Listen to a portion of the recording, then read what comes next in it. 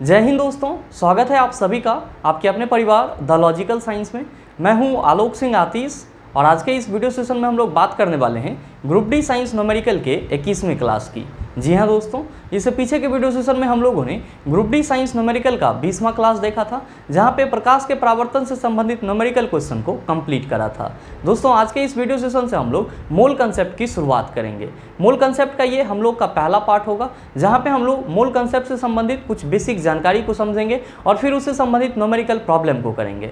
और हाँ, आपकी जानकारी के लिए बताना चाहूँगा कि आज के इस सेशन का जो भी क्वेश्चन होगा उसका PDF आपको कहाँ मिलेगा, यह हमारे टेलीग्राम ग्रुप से मिल जाएगा, जिसका लिंक मैंने नीचे डिस्क्रिप्शन में डाल दिया है, आप वहाँ से जा करके ले सकते हैं। बहरहाल आइए अपने सेशन की शुरुआत करते हैं और देखते हैं एग्जाम रेलेवेंट क्या कुछ सीख पाते हैं। मोल कंसेप्ट को सीधे सीधे समझने से पहले हम लोग कुछ बेसिक बातों को समझ लेते हैं, ताकि आगे का जो कंसेप्ट है वो आपको आसान लगे। मेरे मित्र ध्यान में रखिएगा कि जब भी आप मोल कंसेप्ट से संबंधित न्यूमेरिकल क्वेश्चन सॉल्व करते हैं तो वहाँ पे आपको दो चार बातें लगातार देखने को मिलती है। पहला आपको देखने को मिलता है ग्राम परमाणु द्रव्यमान, दूसरा आपको ग्राम परमाणु संख्या देखने को मिलता है, तीसरा आपको ग्राम आणविक द्रव्यमान देखने को मिलता है और फिर चौथा आपको ग्राम आणविक संख्या देखने को मिलता है या फिर आपको ग्राम आणविक आयतन देखने को मिलता है।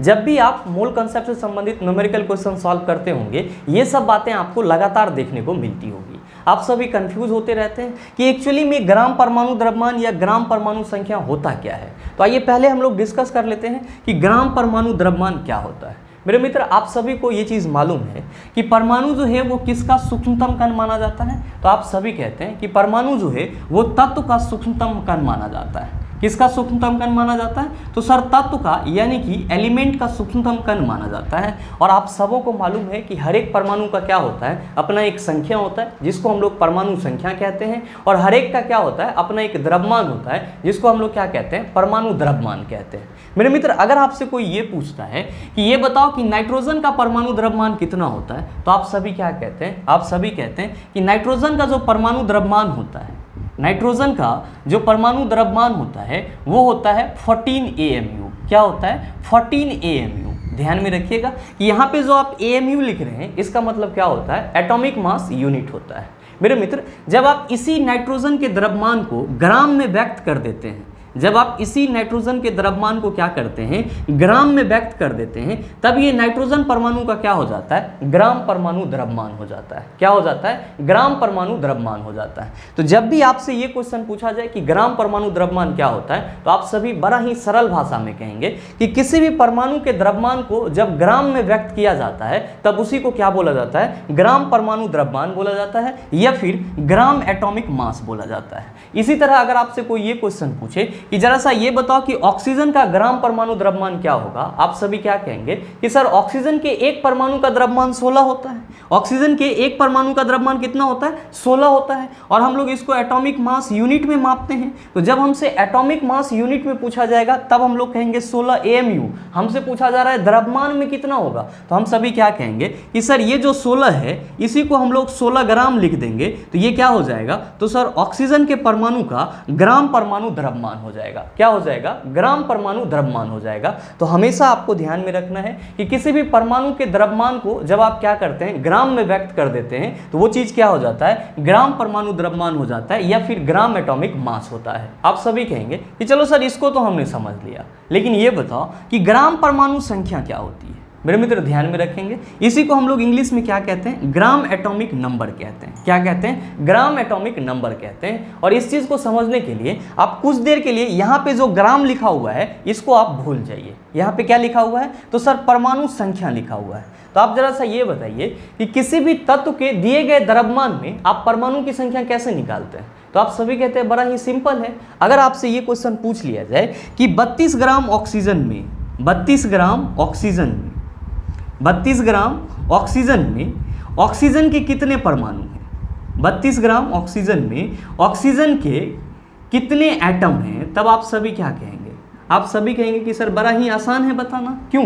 क्योंकि हम सबों को मालूम है कि ऑक्सीजन के एक परमाणु का द्रव्यमान कितना होता है, आप कहते हैं सर 16 ग्राम होता है। यहाँ पे हमसे ये क्वेश्चन पूछा जा रहा है कि 32 ग्राम ऑक्सीजन में ऑक्सीजन के कितने परमाणु हैं, तो हम लोग कहेंगे कि सर दिया गया द्रव्यमान हमारा 32 है और एक परमाणु का द्रव्यमान 16 होता है, तो ये हो जाएगा 32/16। जब इसको हम लोग कैंसिल करेंगे तो क्या हो जाएगा सर 16 दूना 32 हो जाएगा, यानी कि 32 ग्राम ऑक्सीजन में ऑक्सीजन के कितने परमाणु होंगे, आप सभी कहेंगे सर 2 परमाणु होंगे। कितने परमाणु होंगे, 2 परमाणु होंगे। मेरे मित्र, अगर इसी क्वेश्चन को आपसे ऐसे पूछ लिया जाए कि जरा सा ये बताओ कि 32 ग्राम ऑक्सीजन में ऑक्सीजन के ग्राम परमाणु की संख्या कितनी होगी, तब आप सभी क्या कहेंगे, तब आप सभी बिल्कुल ही यही प्रोसेस अपनाएंगे और क्या कहेंगे कि सर 32 ग्राम ऑक्सीजन में ग्राम परमाणु की संख्या कितनी होगी, 2 ही होगी। कितनी होगी सर, 2 ही होगी। तो मैं आपको क्या बताना चाहता था, मैं आपको बताना चाहता था कि जिस तरह आप दिए गए द्रव्यमान में किसी भी परमाणु का परमाणु संख्या निकालते हैं, उसी तरह आप दिए गए द्रव्यमान में क्या करेंगे कि किसी भी परमाणु में उपस्थित ग्राम परमाणु संख्या को भी निकालेंगे। या आप सिंपल वे में कह सकते हैं कि सर जब हम लोग परमाणु संख्या के आगे क्या करेंगे, ग्राम लगा देंगे, तो वो हमारा किस में आ जाएगा, तो सर ग्राम परमाणु संख्या में आ जाएगा, यानी कि ग्राम एटॉमिक नंबर में आ जाएगा। ये कह सकते हैं कि सर ग्राम परमाणु संख्या के लिए जो हमारा सूत्र हो जाएगा, फॉर्मूला हो जाएगा, वो क्या हो जाएगा, आप सभी कहेंगे कि गुरुजी ग्राम परमाणु संख्या के लिए हमारा सूत्र हो जाएगा दिया गया द्रव्यमान, जो आपके क्वेश्चन में द्रव्यमान दिया हुआ रहेगा वो दिया गया द्रव्यमान, अब बटा जिस तत्व का आपसे परमाणु संख्या या ग्राम परमाणु संख्या पूछा जाएगा उसका परमाणु भार, उसका क्या हो जाएगा सर, परमाणु भार हो जाएगा। ये चीज आप ध्यान में रखिएगा। क्या ध्यान में रखना है कि ग्राम परमाणु संख्या इक्वल टू क्या होता है, तो हमारे क्वेश्चन में जो दिया गया द्रव्यमान होगा उसको परमाणु भार से, जिस परमाणु के बारे में चर्चा की जाएगी उसके परमाणु भार से डिवाइड कर देंगे, तो आपको क्या मिल जाएगा, ग्राम परमाणु संख्या मिल जाएगा। जैसे कि अभी आपसे ये क्वेश्चन करा जा रहा था कि 32 ग्राम ऑक्सीजन में ऑक्सीजन के कितने ग्राम परमाणु हैं, तो आप सभी ने क्या करा कि सर दिया गया द्रव्यमान 32 था, उसको हमने क्या करा, ऑक्सीजन के एक परमाणु द्रव्यमान से डिवाइड कर दिया, तो आपने क्या आंसर निकाल लिया, तो सर 2 आंसर निकाल लिया। उम्मीद करते हैं कि आप इस चीज को समझ पाए होंगे। अब आप सभी कहेंगे कि सर ये बताओ कि हम लोग ग्राम आणविक द्रव्यमान किसको बोलते हैं और ग्राम आणविक संख्या कैसे निकालते हैं, आइए उसकी भी चर्चा करते हैं। लेकिन उससे पहले अगर आप नोट डाउन करना चाहते हैं तो वीडियो को पॉज करके इन सारे चीजों को नोट डाउन कर सकते हैं। अब हम लोग बात कर लेते हैं ग्राम आणविक द्रव्यमान की। ध्यान में रखिएगा, इसी को हम लोग इंग्लिश में क्या कहते हैं, तो सर ग्राम आणविक द्रव्यमान को हम लोग इंग्लिश में ग्राम मॉलिक्यूलर मास कहते हैं। क्या कहते हैं, ग्राम मॉलिक्यूलर मास कहते हैं। और आप सबों को मालूम है कि किसी भी यौगिक का सूक्ष्मतम कण क्या होता है, आप सभी कहते हैं कि सर किसी भी यौगिक का सूक्ष्मतम कण अणु होता है। किसी भी यौगिक का सूक्ष्मतम कण क्या होता है, अणु होता है, जिसको आप इंग्लिश में क्या कहते हैं, तो सर इसी को आप इंग्लिश में मॉलिक्यूल्स कहते हैं। आप सभी कहेंगे कि गुरुजी ग्राम आणविक द्रव्यमान क्या होता है। मेरे मित्र हमेशा ध्यान में रखिएगा कि जब भी ग्राम आणविक द्रव्यमान की चर्चा की जाएगी तो वहां पे क्या होगा, तो सर यौगिक होगा। क्यों, क्योंकि यौगिक का सूक्ष्मतम कण क्या होता है, तो अणु होता है। तो जो आपका ग्राम आणविक द्रव्यमान होगा वो या तो यौगिक का द्रव्यमान होगा या फिर आप क्या कहेंगे कि सर यौगिक के अणु का द्रव्यमान होगा। जैसे अगर आपसे कोई ये क्वेश्चन पूछ दे कि जरा सा ये बताओ कि कार्बन डाइऑक्साइड का अनुभार कितना होता है, कार्बन डाइऑक्साइड का अनुभार कितना होता है, मॉलिक्यूलर वेट कितना होता है, आप सभी क्या कहते हैं कि सर कार्बन के एक परमाणु का द्रव्यमान 12 होता है और यहाँ पे एक ही परमाणु है, और यहाँ पे ऑक्सीजन के 2 परमाणु हैं, ऑक्सीजन के एक परमाणु का द्रव्यमान 16 होता है, 2 परमाणु हैं तो 32 हो जाएगा, यानी कि कार्बन डाइऑक्साइड का जो अनुभार होगा वो कितना होगा, तो सर 44 हो जाएगा। कितना हो जाएगा, 44 हो जाएगा।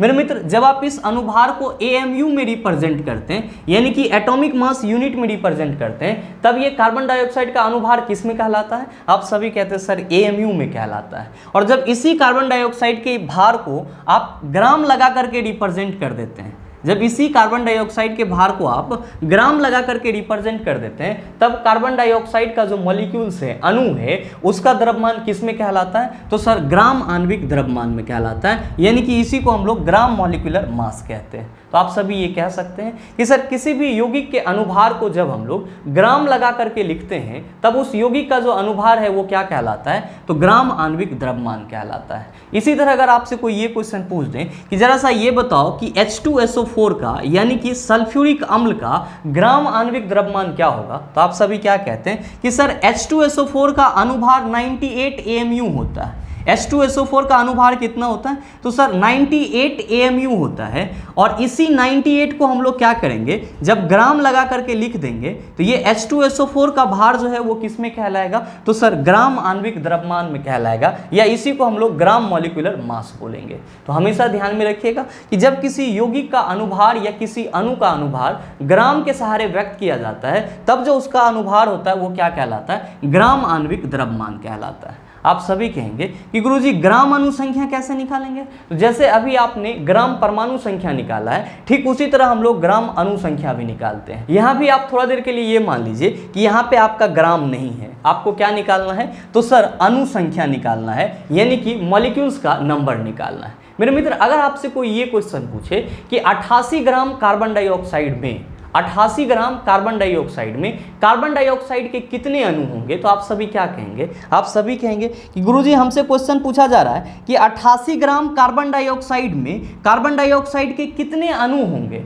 तो हम ये कह सकते हैं कि हमारा दिया गया द्रव्यमान क्या है? 88 ग्राम है, और कार्बन डाइऑक्साइड के एक अणु का द्रव्यमान कितना होता है? तो सर 44 ग्राम होता है। तो 88 बटा क्या हो जाएगा? 44, यानी कि 44 दूना कितना होता है? 88 होता है। तो आपसे जो क्वेश्चन पूछा जा रहा था कि 88 ग्राम कार्बन डाइऑक्साइड में कार्बन डाइऑक्साइड के कितने अणु हैं, आप सभी क्या कहेंगे कि सर 2 अणु हैं। मेरे मित्र, अगर इसी क्वेश्चन को आपसे ऐसे पूछ लिया जाए कि जरा सा ये बताओ कि 88 ग्राम कार्बन डाइऑक्साइड में 88 ग्राम कार्बन डाइऑक्साइड के ग्राम अणु की संख्या कितनी है, तो आप सभी क्या कहेंगे? आप सभी कहेंगे कि सर हम लोग फिर से इसी चीज को रिपीट करेंगे कि दिया गया द्रव्यमान 88 है और कार्बन डाइऑक्साइड के एक अणु का द्रव्यमान यानी कि कार्बन डाइऑक्साइड का अनुभार 44 होता है, और जब दोनों को डिवाइड करेंगे तो कितना हो जाएगा? सर 2 हो जाएगा। यानी कि हम ये कह सकते हैं कि 88 ग्राम कार्बन डाइऑक्साइड में कार्बन डाइऑक्साइड के जो ग्राम अणु की संख्या होगी वो कितनी होगी? तो सर 2 होगी। आप कहेंगे कि सर इसके लिए फॉर्मूला फिर क्या हो जाएगा? बिल्कुल ही सर सेम हो जाएगा जो आपने ग्राम परमाणु संख्या के लिए लिखा है, बस यहाँ पे थोड़ा सा हम लोग चेंजिंग करेंगे। ध्यान में रखिएगा कि जब हम लोग ग्राम अणु संख्या के लिए फॉर्मूला लिखेंगे तो क्या कह सकते हैं? हम सभी कह सकते हैं कि दिया गया द्रव्यमान बटा यहाँ पे अणु की बात की जा रही है तो क्या हो जाएगा? सर अनुभार हो जाएगा। क्या हो जाएगा? अनुभार हो जाएगा। तो ये आपका क्या हो जाता है? तो सर ग्राम अणु संख्या के लिए फॉर्मूला हो जाता है आपके क्वेश्चन में जो दिया गया द्रव्यमान होगा और उसको जिस यौगिक या जिस पदार्थ की बात की जा रही होगी उसके अनुभार से आप डिवाइड कर देंगे, आपको क्या मिल जाएगा? ग्राम अणु संख्या मिल जाएगा। आप कहेंगे कि सर ग्राम आणविक आयतन क्या होता है? मेरे मित्र ध्यान में रखिएगा, इसी को इंग्लिश में हम लोग क्या कहते हैं? ग्राम मॉलिक्यूलर वॉल्यूम कहते हैं। अच्छा, यहाँ पे थोड़ा सा मिस है, एस लिखा गया है तो आप इसको सुधार लेंगे और क्या लिखेंगे सर? आर लिखेंगे, तब ये हो जाएगा ग्राम मॉलिक्यूलर वॉल्यूम। तो ध्यान में रखिएगा कि ग्राम आणविक आयतन को इंग्लिश में हम लोग क्या कहते हैं? ग्राम मॉलिक्यूलर वॉल्यूम कहते हैं। आप सभी कहेंगे कि सर ये क्या होता है? मेरे मित्र, आप सबों को मालूम है कि जब आप डेंसिटी के लिए फॉर्मूला लिखते हैं तो क्या लिखते हैं? आप सभी कहते हैं कि गुरुजी डेंसिटी के लिए फॉर्मूला हो जाता है मास बटा वॉल्यूम। क्या हो जाता है? मास बटा वॉल्यूम, यानी कि द्रव्यमान बटा आयतन क्या कहलाता है? आप कहते हैं सर घनत्व कहलाता है। क्या कहलाता है? घनत्व कहलाता है। तो अगर आपसे ये क्वेश्चन पूछा जाए कि आयतन के लिए फॉर्मूला क्या हो जाएगा, आप सभी क्या कहेंगे? आप सभी कहेंगे कि सर कैसी बात कर रहे हैं? आयतन के लिए फॉर्मूला हो जाएगा द्रव्यमान बटा घनत्व। आयतन के लिए क्या फॉर्मूला हो जाएगा? द्रव्यमान बटा घनत्व। मेरे मित्र, यही चीज आपको यहां भी समझना है। क्या समझना है सर? यहाँ पे क्या लिखा हुआ है? ग्राम आणविक आयतन लिखा हुआ है। क्या लिखा हुआ है? ग्राम आणविक आयतन लिखा हुआ है। तो आपको यहाँ पे कुछ देर के लिए समझने के लिए ग्राम को इग्नोर करना है और क्या समझना है? आणविक आयतन समझना है। तो जब भी आपसे क्वेश्चन में आणविक आयतन पूछा जाएगा तो क्या दिया हुआ रहेगा सर? तो सर आपको वहाँ पे अनुभार दिया हुआ रहेगा, यानी कि द्रव्यमान दिया हुआ रहेगा, और साथ ही साथ क्या दिया हुआ रहेगा? घनत्व दिया हुआ रहेगा। तो आप ग्राम आणविक आयतन नहीं निकाल सकते हैं? बिल्कुल निकाल सकते हैं। आप कहेंगे कि गुरुजी जब हमारे क्वेश्चन में द्रव्यमान और घनत्व दिया हुआ रहेगा तो हम सीधे सीधे ये भी तो कह सकते हैं कि ग्राम आणविक आयतन के लिए जो हमारा फॉर्मूला हो जाएगा, ग्राम आणविक आयतन के लिए जो हमारा फॉर्मूला हो जाएगा वो क्या हो जाएगा? तो सर वो हो जाएगा दिया गया द्रव्यमान। क्या हो जाएगा? दिया गया द्रव्यमान बटा क्वेश्चन में जो हमारा घनत्व दिया होगा वो, यानी कि क्वेश्चन में जो दिया गया द्रव्यमान होगा उसको अगर हम उस यौगिक या तत्व के डेंसिटी से क्या करेंगे? डिवाइड कर देंगे, तो हमको क्या मिल जाएगा? सर ग्राम आणविक आयतन मिल जाएगा, यानी कि ग्राम मॉलिक्यूलर वॉल्यूम मिल जाएगा। तो मोल कंसेप्ट को समझने से पहले ये आपका 5 पॉइंट आपके लिए बहुत ही इंपॉर्टेंट था और उम्मीद करते हैं कि आप इस चीज़ को बारीकी से समझ पाए होंगे। आइए अब इससे संबंधित कुछ प्रॉब्लम क्वेश्चन कर लेते हैं, लेकिन उससे पहले अगर आप नोट डाउन करना चाहते हैं तो वीडियो को पॉज करके इन सारी चीज़ों को नोट डाउन कर सकते हैं। आपका जो पहला क्वेश्चन है आज के इस सेशन का, क्वेश्चन नंबर 1, क्या पूछा जा रहा है आपसे? आपसे पूछा जा रहा है कि मैग्नीशियम के 144 ग्राम में डैश ग्राम परमाणु मौजूद होते हैं। आपका ऑप्शन दिया हुआ है 32, दूसरा ऑप्शन है 6 और तीसरा ऑप्शन है 144 और चौथा ऑप्शन है 64। क्या होगा इसका आंसर? आपसे क्वेश्चन पूछा जा रहा है कि मैग्नीशियम के 144 ग्राम में, मैग्नीशियम के 144 ग्राम में मैग्नीशियम के डैश ग्राम परमाणु हैं। आप सभी क्या कहेंगे कि सर सीधे सीधे हमसे ये क्वेश्चन पूछा जा रहा है कि हमारा जो दिया गया द्रव्यमान है मैग्नीशियम का, उसमें ग्राम परमाणु संख्या कितनी है, ग्राम परमाणु संख्या कितनी है।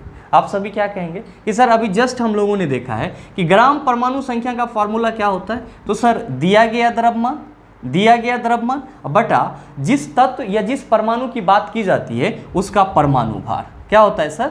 दिया गया द्रव्यमान बटा परमाणु भार। आपके क्वेश्चन में दिया गया द्रव्यमान कितना है? आप कहेंगे सर 144 ग्राम है। कितना है? 144 ग्राम है। और आप सबों को मालूम है कि मैग्नीशियम के एक परमाणु का द्रव्यमान कितना होता है? आप सभी कहते हैं कि सर मैग्नीशियम के एक एटम का द्रव्यमान 24 ग्राम होता है। कितना होता है? 24 ग्राम होता है। तो ये क्या हो जाएगा? 144 बटा 24 हो जाएगा। जब आप इसको सॉल्व करेंगे तो आप क्या कहेंगे? सर 24 छक्का 144 होता है। यानी कि हमसे जो क्वेश्चन पूछा जा रहा है कि मैग्नीशियम के 144 ग्राम में डैश ग्राम परमाणु मौजूद होते हैं, हम सभी कहेंगे 6 ग्राम परमाणु मौजूद होते हैं। इसीलिए सही आंसर क्या हो जाएगा? ऑप्शन नंबर बी हो जाएगा। मेरे मित्र ध्यान में रखिएगा कि अगर आपको इन सभी चीज का एक कंसेप्ट मालूम रहता है तो इतना एग्जाम में करने की आपको कोई जरूरत नहीं है। आप सीधे कह सकते हैं कि दिया गया द्रव्यमान 144 है और मैग्नीशियम के एक परमाणु का द्रव्यमान 24 होता है, तो 144 बटा 24 कितना हो जाएगा? 6 हो जाएगा। उम्मीद करते हैं समझ पाए होंगे। चलते हैं अगले क्वेश्चन की तरफ। आपका जो अगला क्वेश्चन है, क्वेश्चन नंबर 2, क्या पूछा जा रहा है आपसे? आपसे पूछा जा रहा है कि एल्युमिनियम का परमाणु द्रव्यमान 27 है, एल्युमिनियम के 54 ग्राम में मौजूद अणुओं की संख्या होगी। आपका ऑप्शन दिया हुआ है 2, दूसरा ऑप्शन है 3, तीसरा ऑप्शन है 1, चौथा ऑप्शन है 4। क्या होगा इसका आंसर? आप सभी कहेंगे कि सर सारा चीज़ तो हम समझ पा रहे हैं, लेकिन ये हमसे क्यों पूछ रहा है कि एल्युमिनियम के 54 ग्राम में मौजूद अणुओं की संख्या क्या होगी? अणुओं की जगह इसको क्या पूछना चाहिए? परमाणुओं की संख्या पूछना चाहिए। तो ध्यान में रखिएगा कि क्वेश्चन आपको दोनों टाइप से मिल सकते हैं और मैंने दोनों टाइप को यहाँ पे लिख दिया है। आपका जो ये क्वेश्चन सही रूप में होगा वो क्या होगा? तो सर सही रूप में होगा कि एल्युमिनियम का परमाणु द्रव्यमान 27 है, एल्युमिनियम के 54 ग्राम में मौजूद परमाणुओं की संख्या होगी। ये आपके क्वेश्चन का सही रूप है। जबकि आपके क्वेश्चन में क्या पूछा जा रहा है? परमाणुओं ना पूछ करके क्या पूछा जा रहा है सर? अणुओं की संख्या पूछा जा रहा है। तो आपको यहाँ पे अपना ध्यान नहीं भटकाना है, बस आपको ये समझना है कि ये रेलवे का एक फॉल्ट है। यहाँ पे क्या होना चाहिए? तो सर परमाणु होना चाहिए। और आप सभी कहेंगे कि सर परमाणु रहे या अणु रहे, आपने जस्ट फॉर्मूला बताया है कि जब भी हमको परमाणु या अणुओं की संख्या पूछी जाएगी तो हम सीधे सीधे क्या करेंगे कि जो हमारा दिया गया द्रव्यमान होगा, अगर तत्व का पूछा जा रहा है तो उसके परमाणु भार से डिवाइड कर देना है, और अगर यौगिक का पूछा जा रहा है तो उसके अणुभार से डिवाइड कर देना है। यहाँ पे ध्यान दीजिएगा कि आपसे किसकी चर्चा करी जा रही है? तो सर एल्युमिनियम तत्व की चर्चा करी जा रही है। और यहाँ पे दे भी रखा है कि एल्युमिनियम का परमाणु द्रव्यमान 27 है, तो 54 ग्राम में मौजूद एल्युमिनियम अणुओं की संख्या क्या होगी? आप क्या समझेंगे? परमाणुओं की संख्या क्या होगी? और आप कहेंगे कि गुरुजी ये हो जाएगा दिया गया द्रव्यमान बटा एल्युमिनियम का परमाणु भार। तो दिया गया द्रव्यमान 54 है बटा एल्युमिनियम का परमाणु भार कितना होगा? 27। तो 27 दूना क्या हो जाएगा सर? 54 हो जाएगा। तो आप बताइए सही आंसर क्या होगा? आप कहेंगे सर ऑप्शन नंबर ए हो जाएगा, यानी कि option number A is the right answer of this question.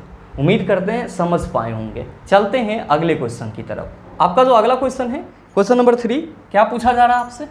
आपसे पूछा जा रहा है कि हीलियम के 52 kg में डैश अणु उपस्थित होते हैं। आपका ऑप्शन दिया हुआ है 12, दूसरा ऑप्शन है 13, तीसरा ऑप्शन है 11 और चौथा ऑप्शन है 14। क्या होगा इसका आंसर? आप सभी कहेंगे कि सर यहाँ भी क्वेश्चन में फॉल्ट है। ध्यान में रखिएगा, यहाँ पे क्वेश्चन में जो 52 kg दिया हुआ है, kg की जगह क्या लिखना चाहिए था सर? kg की जगह ग्राम लिखना चाहिए था। क्या लिखना चाहिए था सर? ग्राम लिखना चाहिए था। तब आपका क्वेश्चन क्या हो जाता? तब आपका क्वेश्चन होता कि हीलियम के 52 ग्राम में डैश अणु उपस्थित हैं। क्या होता क्वेश्चन सर? कि हीलियम के 52 ग्राम में डैश अणु उपस्थित हैं, यानी कि अणुओं की संख्या इक्वल टू व्हाट?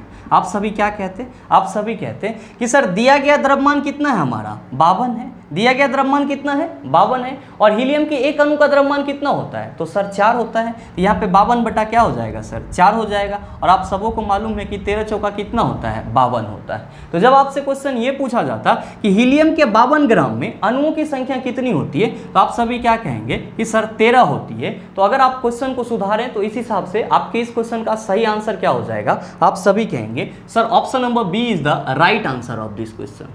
अब आप में से कुछ मित्र ये भी सोच रहे होंगे कि सर क्या दिक्कत है अगर हमसे ये क्वेश्चन पूछ लिया गया कि 52 केजी हीलियम में हीलियम के कितने अणु हैं? भाई मेरे कोई दिक्कत नहीं है। पहले हम लोग क्या करेंगे, तो सर इस 52 केजी को ग्राम में चेंज कर लेंगे। किस में चेंज कर लेंगे? ग्राम में चेंज कर लेंगे। और आप सभी कहेंगे कि गुरुजी इसको 1000 से गुना कर देंगे तो ये किस में आ जाएगा? ग्राम में आ जाएगा। अच्छा कितना ग्राम हो जाएगा? आप सभी कहेंगे सर ये 52,000 ग्राम हो जाएगा। कितना हो जाएगा? 52,000 ग्राम हो जाएगा। और आप सभी क्या कहेंगे? आप सभी कहेंगे कि गुरुजी हीलियम के एक परमाणु का द्रव्यमान ग्राम में कितना होता है? तो 4 होता है। यहाँ पे हमसे पूछा जाएगा कि 52,000 ग्राम में कितने अणु होंगे, तो हम कहेंगे सर 52,000 बटा 4 हो जाएगा। जब आप इसको सॉल्व करेंगे तो क्या कहेंगे कि सर जब हमसे ये क्वेश्चन पूछा जाता कि 52 केजी हीलियम में हीलियम के कितने अणु हैं, हम सभी कहते 52 केजी हीलियम में हीलियम के 13,000 अणु हैं। लेकिन आपके ऑप्शन में तो 13,000 कहीं पे दिया हुआ नहीं है। तो आप सभी क्या समझेंगे, ये जो आपका केजी में दिया हुआ है वो क्या होता है सर? ग्राम में होता। और जब ग्राम में बदल करके आप आंसर लाएंगे तो आपका सही आंसर क्या आएगा? ऑप्शन नंबर बी आएगा। और केजी में रख करके आप सॉल्व करेंगे तो आपका आंसर क्या आएगा? आप कहेंगे सर 13,000 अणु आएगा।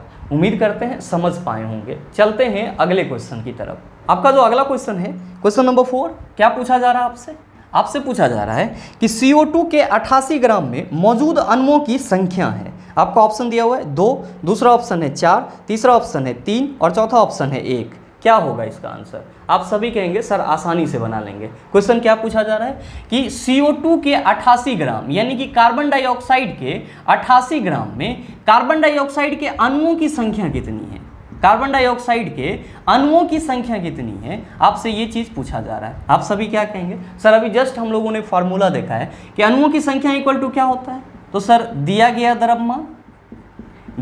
द्रव्यमान अब बटा जिस पदार्थ या यौगिक की बात की जाती है उसका अनुभार। तो यहाँ पे हम लोग क्या लिखेंगे कि दिया गया द्रव्यमान बटा अनुभार हो जाएगा। ध्यान में रखिएगा ये अनुभार किसका होगा? तो सर कार्बन डाइऑक्साइड का होगा। किसका होगा? कार्बन डाइऑक्साइड का होगा। और अभी जस्ट आपने इसी सेशन में देखा है कि कार्बन डाइऑक्साइड के एक अणु का द्रव्यमान कितना होता है? 44 ग्राम होता है। कितना होता है सर? 44 ग्राम होता है। आप सभी क्या कहेंगे कि गुरुजी दिया गया द्रव्यमान हमारा 88 है और कार्बन डाइऑक्साइड के एक अणु का द्रव्यमान 44 होता है। तो 44 गुना कितना हो जाएगा? 88 हो जाएगा। तो आप बताइए सही आंसर क्या हो जाएगा? आप सभी कहेंगे sir option number A is the right answer of this question. मेरे मित्र ध्यान में रखिएगा, अगर आपको कंसेप्ट मालूम है एग्जाम हॉल में आपको इतना करने की कोई जरूरत नहीं है, सीधे आप आंसर निकाल सकते हैं। बस आपको ये मालूम होना चाहिए कि हमको करना क्या है।